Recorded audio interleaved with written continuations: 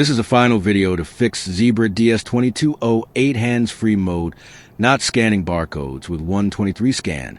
And if you're facing this exact problem, you are not alone. This issue usually happens because of settings conflicts or software glitches that stop the scanner from working properly in hands-free mode. Many solutions on YouTube and social media are confusing, long, or just hard to follow, leaving you frustrated and wasting time. But in this video, I will show you that there are 4 proven methods to fix this problem, and at least one of them will work even if your scanner seems completely stuck. You can pause the video and try each method one by one, or take screenshots to follow later without worrying about missing anything.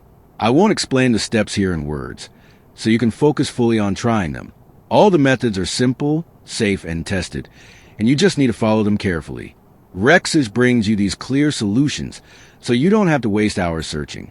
Make sure to follow the method steps by steps showing on the screen to get your DS2208 scanning barcodes in hands-free mode again.